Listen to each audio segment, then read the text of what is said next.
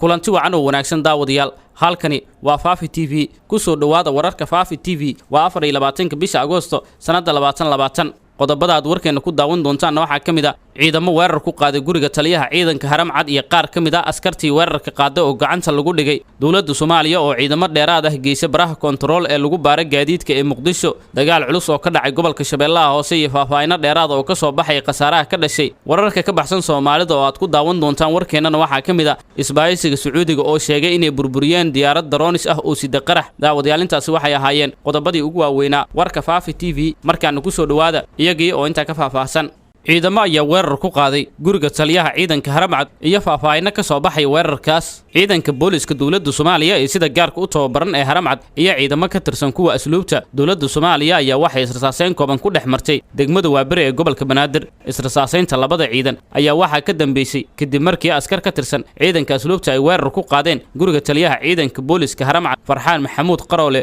oo ku yaala degmada Waabire ee gobolka Banaadir goobjoogayaal ayaa ku waramay halka ku sugnaa in ciidanka ilaalada taliyaha Farxaan ay iska caabiyeen ciidankii weeraray guriga taliyaha isla markaana qaar kamid ah askarta gacanta lagu dhigay wali lama oga sababta keentay weerarka lagu qaaday guriga taliyaha Farxaan Qaroole hayeeshee ciidanka booliska ayaa qabtay 6 askari oo la tilmaamay in ay weerarka fuliyeen kuwaas oo lagu xiray xarunta dambi baarista ee CID dhinaca kale ma jiro wax war ah oo ka soo baxay saraakiisha ciidanka dawladda federaalka Soomaaliya oo ay uga hadlayaan weerarka ka dhacay magaalada Muqdisho iyo askarta lagu qabtay dawladda Soomaaliya ayaa ciidamo badan ku kordhisay baraha control ee lagu hubiyo gaadiidka ciidamada booliska Soomaaliya ayaa baraha hubinta gaadiidka ee magaalada waxay wali ka wadaan baaritaano lagu xoojinayo ammaanka caasimadda oo maalmihii la soo dhaafay ahaa mid faraha ka sii baxayay ciidankan ayaa howlgallo baaritaano iyo hubin ah ku sameynayay gaadiidka waxayna ka wadaan wadada dheer ee Maka al-Mukarrama halkaas oo gaadiidka ugu badani ee Muqdisho ay isticmaalaan waxayna baaritaan ku sameynayaan gaadiidka yaryar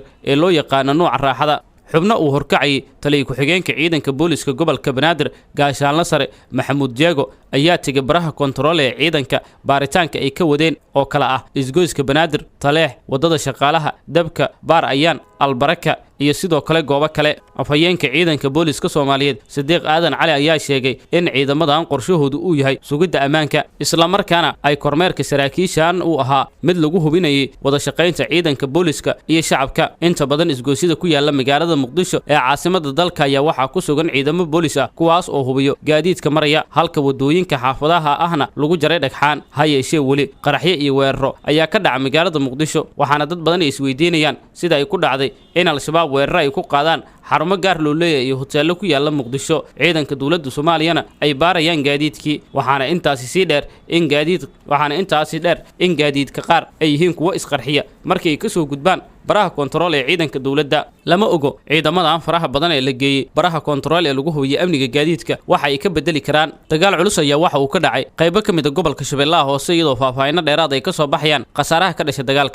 dagaalkan uu geystay qasaare kala duwan ayaa waxa uu ka dhacay deegaanka lambar 60 ee gobolka Shabeellaha Hoose waxa uu dhex maray ciidamo ka tirsan kuwa dawladda Soomaaliya ama Soomaaliya dhinaca ay xubno ka tirsan al-shabaab oo weerarka soo qaaday dagaalka ayaa yimid kadib markii xubno ka tirsan al-shabaab ay weerareen saldhigga ciidanka dawladda iyo kuwa Amisom ee deegaanka lambar 60 waxaana halkaas ka dhacay dagaal culus oo socday ku dhawaad muddo saacad ah goobjoogayaal halka ku sugan ayaa waxay sheegayaan inay maqlayeen dhawaaq rasaasta ay isku adeegsanayeen labada dhinac isla markaana uu jiro qasaare dhimashay mid dhaawac oo soo kala gaaray labada dhinac ee dagaalka uu dhex maray saraakiil ka tirsan ciidanka dawladda Soomaaliya ayaa dhankooda waxa ay sheegeen in uu jiro qasaare soo gaaray ciidankii halka ku sugnaa iyo sidoo kale al-shabaab xubno ka tirsan oo weerarkaas sida ay sheegeen qasaare lagu gaarsiiyo oo isugu jiro dhimasho iyo dhaawac wararkii ugu dambeeyay ee aanu ka helina deegaanka lambar 60 ee gobolka Shabeellaha Hoose ayaa waxay sheegayaan in halkaasi howlgallo culus ay ka wadaan ciidanka dawladda iyo kuwa Amisom hayeeshee aysan faahfaahin wali ka bixinin howlgalka ka socdo deegaanka lambar 60 ee gobolka Shabeellaha Hoose deegaano badan oo dhaca gobolka Shabeellaha Hoose ayaa waxa weerar gaadma saldhigyada ay ku leeyihiin ciidanka dawladda iyo Amisom ku soo qaada xubno ka tirsan al-shabaab waxaana intaasi kadib ciidanku